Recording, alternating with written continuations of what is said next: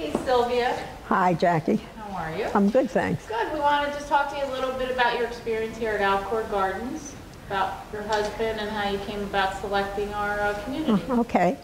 About a year and a half, a little more than a year and a half ago, Harold, my husband Harold, began to decline pretty rapidly at home. And even with the help at home, I couldn't take care of him. And I knew he needed to be placed, and I wanted him to be in a place that was warm and caring. And I had done a lot of research. I investigated a number of other facilities, probably over a period of 2 years, going back and forth. And I found the institutional aspect of those facilities just not to my liking. I didn't think it would be good for him or me. And then I came to Alcoeur. And when I came to Alcoeur, I found a house, a home, felt like a home, with a screened porch, with all the things you'd have at home if you could possibly manage to have them.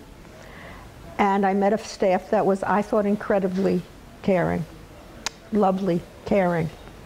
And that's what made me decide, not just me, but I brought my kids, grown kids, and they also felt the same way. So that's how we decided to come to Alcoeur. I know they care about my husband. I know they care that he's happy and that he's well, and that gives me some comfort. There's nothing about it that's easy. It's a sad, sad disease. But the warmth and the caring and the confidence I have in Alcoeur makes a big difference, I'm sure. There's a great big difference here from other facilities that I visited, and that's really, really important to me, and I think to my husband's happiness. And that is the amount of activities here, the number of activities all day long. There are activities here. And that keeps the attention, maybe the focus of an Alzheimer's patient focused on being a little bit busy, having a little bit of his mind stimulated. I think that's so critically important to me. And that's what happens here. It doesn't happen other places that I know. It's all day long here, except for mealtime. There's something happening here all day long. And that's really, really important to me, and very different from what I've observed other places. Food's pretty good. I don't have any problem with the food. I love the idea that in warm weather they're out on a screened porch together doing things. It's terrific. So I think it's just the whole atmosphere.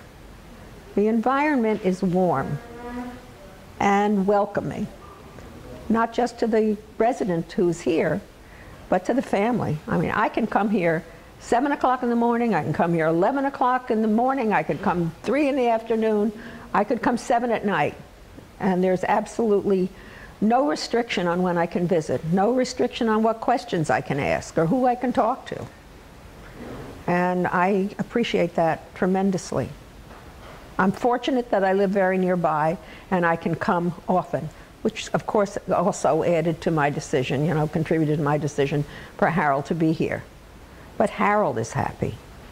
They let him sing or hum his favorite songs without restriction. I know it can be annoying to some people, but nobody stops him from doing the things he likes. And that's really important to me. We've been married almost 58 years. Most of them have been phenomenal, great, fabulous years, been a love affair for all those years. And because he's here and happy, it can continue that way. That's what Alcoeur means to me. There's already a couple here that I have recommended who are friends of mine from where I live. I just recommended that, I recommend that to them that if they want to replicate as close as possible, you can't make your home here. This is not your home. It's not your original home. But as close as you can come to home, that's what Alcoeur is. I have no hesitation. I would do it over and over and over again. I don't know what I'd do without Alcoeur. I really, just because the building is brick and pretty and big and fancy chairs and whatever doesn't mean it's a home for these people. They need someplace comfortable, warm, and caring. I just appreciate it. appreciates what it's added to my life. Because if I had to visit my husband in a very sterile institutional environment, I would be sadder than I am. I tried the best I could with help in the house, and it became overwhelming. So I didn't think I'd be any good to anybody if I was a basket case, and I just didn't want to be that, and I didn't want my husband to be isolated here. There are people around him. You know, he's lost a lot of what he was, but not his sweetness, and not his kindness, and not his loving nature. He hasn't lost that.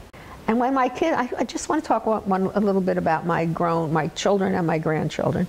When they come here, even though they're really sad about what's happened to Harold, they feel that he's being well taken care of, that he's comfortable. And very often when they come, they're having a great time with him and with the other residents. My grandson came, I don't know if you know this, Jackie, about a week and a half ago on a Friday. They were off from school for Teachers Convention, and he's a jazz trombonist at 14, pretty accomplished.